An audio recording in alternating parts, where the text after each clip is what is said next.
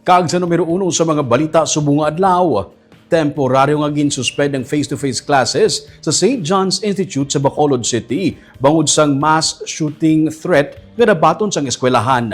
PNP nagausisa kung bala ang ini nga pagpamahog may kailabtanan sa pagsaka sang bili sa produkto petrolyo. Yaring report. Pasado alas 7 sa aga subong nga Huwebes, ang masako nga dalan sang Ilado sa gawa sang St. John's Institute o kunwaming malaka-laka lang ang nagalabay nga mga salakyan. Sa gawa sang eskwelahan, may mobile patrols ang PNP, may mga pulis sa gawa sang gate. Dugay-dugay, pati ang SWAT sa Bacolod nagsulod na sa eskwelahan. Masako ang libutay sa mga pulis sa sulod. Sunod sa Heplas ng Police Station 2 nga si Police Major Eugene Tolentino, ginpasa-pasahan ng screenshots ng text message halin sa isa ka persona nga nagasiling nga may mass shooting nga matabo sa eskwelahan. Ginabuyayaw niya ang management sang SJI. Ang ginatudlo niya nga rason, ga-overwork siya bangod sa pagbalik sang face-to-face classes.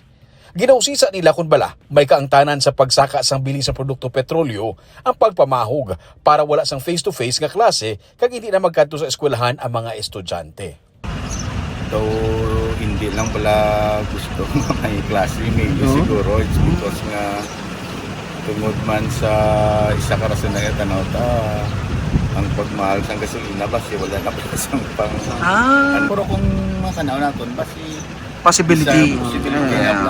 Iti subungan ni makita nato no wala nagawa traffic, wala na may nagabiyahe. Bangod sa among pagpamahog, nag-shift ang eskwelahan sa online classes subong nga adlaw. Kag para sa PNP, mas maayo na lang ini, kayang ini nga mga bagay wala dapat ginabali wala. Ini man ang rason kung nga may mga pulis kag deploy sa sulod kag sagwa sang eskwelahan. Sunod pa kay Tolentino, may mga persona sila nga ginausisa angot dire. Pero as of now no, may arrangement pa kami sa school na subong isa under investigation pa, inatanaw ta pa kung ano gidya ang reason behind. So may mga tao kita nga dapat pag